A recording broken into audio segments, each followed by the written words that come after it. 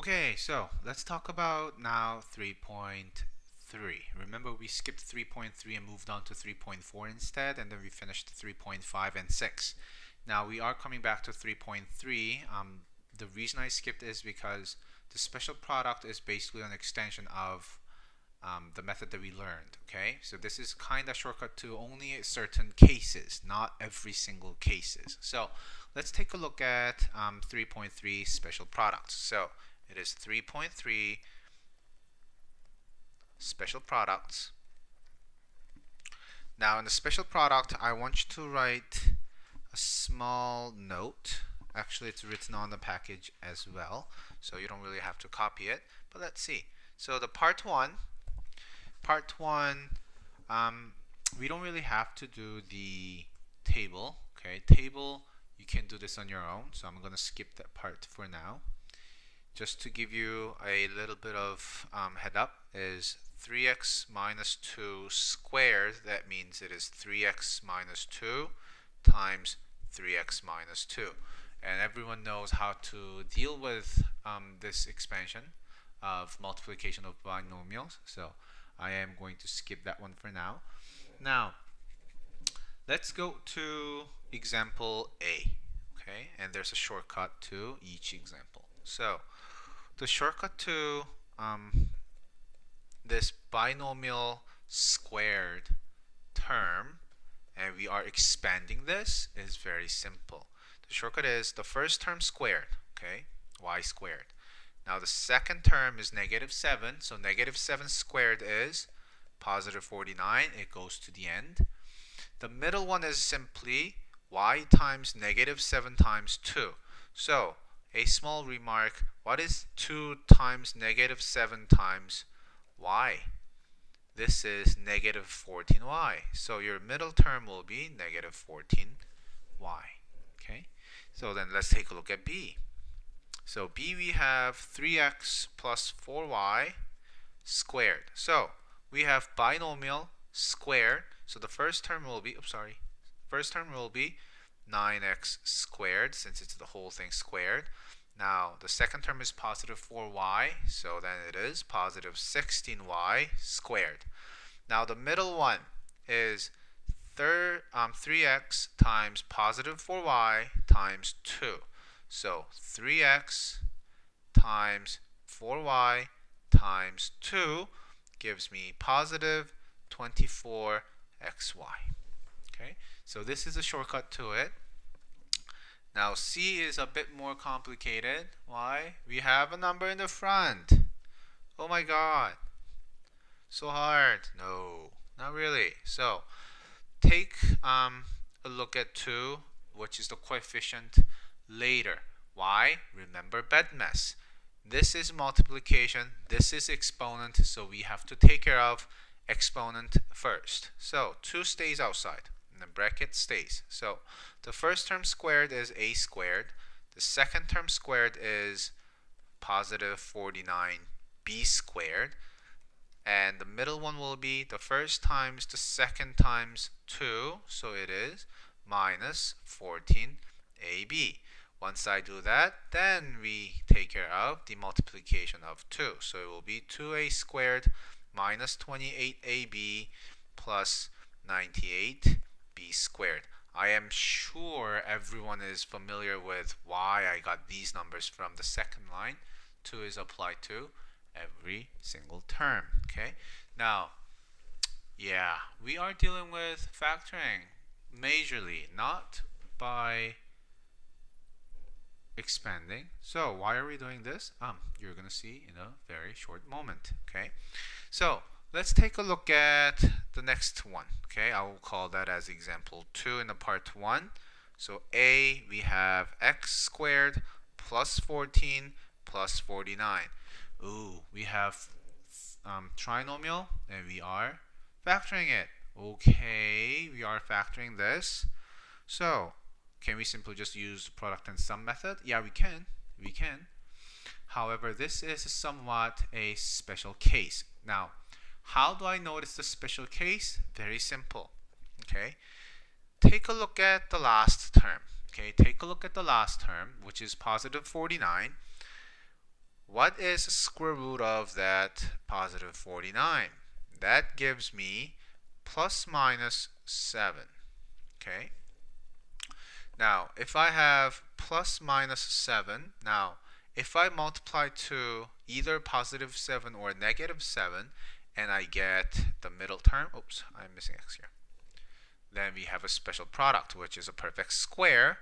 Then that will be just simply x plus 7 squared. Now, why is it positive 7? Simply positive 7 times 2 gives me positive 14. If this was negative, so that we had to multiply 2 to negative 7 in this case, then this will be negative 7. Let's verify whether this is true. So, if I expand this, remember, verify. Remember, if I have binomial and a square, the first term squared, the last term squared, and the middle one will be the first term times the second term times 2, so positive 14x. Voila! So we have the same thing. Okay? So when you have trinomial, if there's no common factor, or after you factor the common term from all these three, take a look at the last number. Okay? Take a look at the last number and see whether you get square root of the number and multiply by 2 and get the middle one the same. If so, then it is a special case. Okay. Now then, B, take a look at B. I have x squared plus 50x plus 100. So let's see whether this is a perfect square special case as well. I know you can factor this using product and sum, but we are trying to figure out whether this gives us a special case. Okay, so take a look at the last term. The square root of 100 is plus minus 10. Now, plus minus 10, so positive 10 or negative 10. Positive 10 times 2 is not positive 50, right? Positive 10 times 2 is not 50. And negative 10 times 2 is not 50 either. So this is not a special case. Okay. If you want to think further a bit, what number this should be so that the whole thing becomes a special case? Think about it and you can give me the answer tomorrow, okay, in the class. Now, there is another portion of it, so let's take a look at that as well. Now, before we move on to part 2, I want you to copy C. Okay, I want you to copy C. So C will be, let's say, 2x minus 3y squared. This is probably the hardest one for you. Let's expand this one for now. Okay, let's expand this one for now. So we have then the first term squared, 4x squared, the second term squared, which is negative 3y and squared, so we have positive 9y squared. The middle one will be the first times the second times 2, so it will be negative 12xy. Now we know this is a special case, so if I give you just 4x squared minus 12xy plus 9y squared, okay, and I say factor this, and you're going to say, Mr. O, so do I just take a look at the last number only? Well, that's part of the answer. Okay. Now, before, we didn't have any number in the leading coefficient, right? So if I take a look at the previous examples, see, we don't have any numbers in the front. But we do have now a number in the front as the leading coefficient. So in this case, what do? Well, pretty much the same thing. Remember I said it's kind of partially correct when you say we only take a look at the last number. Yes, and the reason it is partially correct is because we have to take a look at the first number too. Okay, so first number, last number, take a look at it and square root of each. Okay, or multiply these two. Okay, so square root of each, we have square root of 4, which is positive negative I'll just give you the easier way. Okay. So what you do is multiply these two, the first and the last. So 4 times 9 gives me 36. Now, take a square root of 36. I get positive negative 6. Now, multiply this, okay, positive negative 6 by 2. I get positive negative 12. Do I have positive or negative 12 in the middle? Yes, I do. So, if I do have either of these two numbers, positive 12 or negative 12 in the middle, then I have a special case. Okay, so how do I just simply get that special case done? Well, we will have two brackets. We will have xy, xy, because we have x and y. The numbers are going to be very simple. So, the first number's square root is 2. The second number's square root is 3. Now 3. What is the sign for the middle term? Negative. Just follow the negative. Okay, so this becomes 2x 3y squared. Okay, so let's do one more. If I have d, hopefully you can find some space there. Okay, hopefully you can find some space there. Let's then take a look at the previous question, okay, which is, which one should I do? Let's say, sure, 9x squared plus 24xy plus 16y squared. So we have number in the front again. Ugh, we have number in the front again? Really? Don't panic. So multiply the first number by the last number, 9 times 16, which gives me 144. Okay, 144. Is it 144? I think so. Yep. Now, 144, so square root of this 144 gives me plus minus 12. Now, plus minus 12 times 2 is plus minus 24. Do I have either of plus 24 and minus 24? Yes, I do. So this is a special case. Therefore, if you factor this, just put the square here. Now the middle sign is positive, so I know it's going to be positive in the middle. We have x, we have y. Then the numbers in front of x and y will be just positive portion of square root of 9, which is 3. Positive portion of square root of 16, which is 4.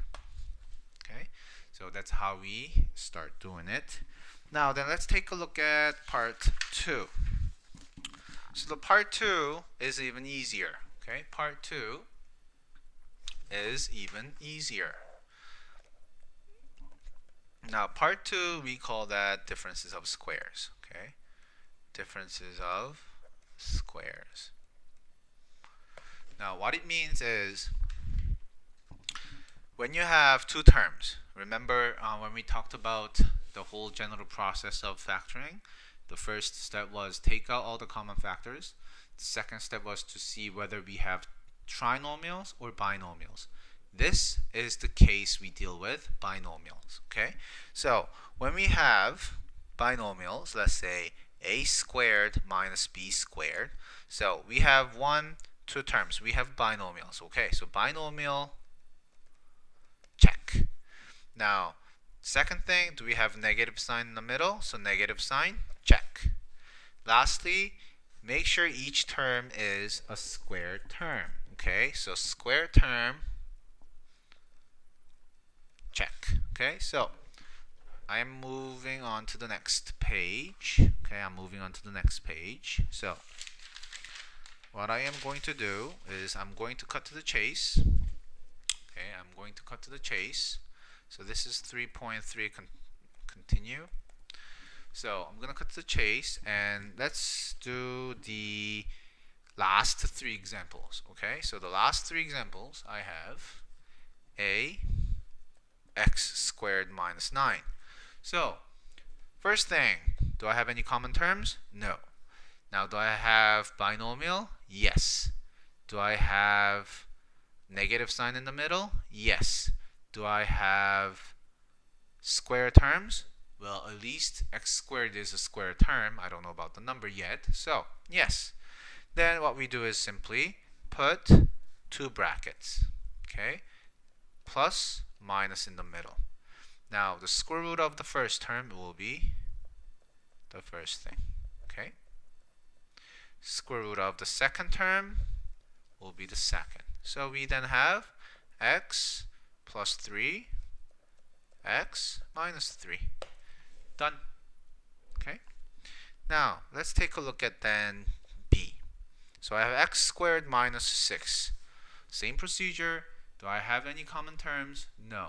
Do I have two terms, binomial? Yes.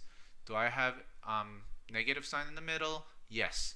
Do I have square terms? Yes. So if we do so, well, square term as squared variables, that's what I mean.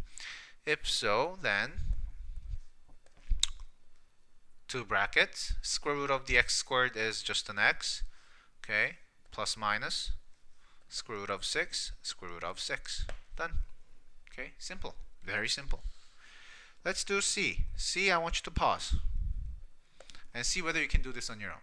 Okay, so this shouldn't take longer than a minute. Okay, so after the pause, let's take a look. X squared plus 25. So, do I have any common terms? No. Let's check. Do I have two terms binomial? Yes. So that's a check. Do I have negative sign in the middle? No. I have positive sign in the middle. So it's a positive sign. So this is no check. So that means we cannot do this any more factoring. So my answer to this will be simply x squared plus 25. So just be really, really careful with it. Okay. Now, in the space below, I want you to write d.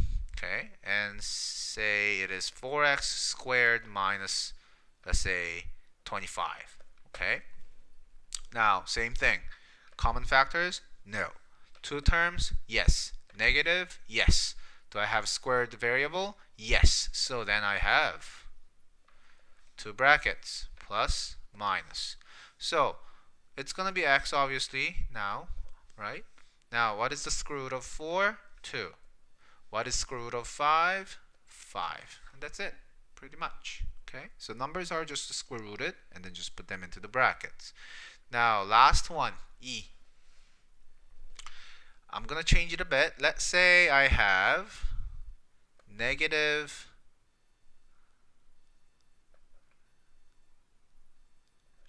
x squared plus 9.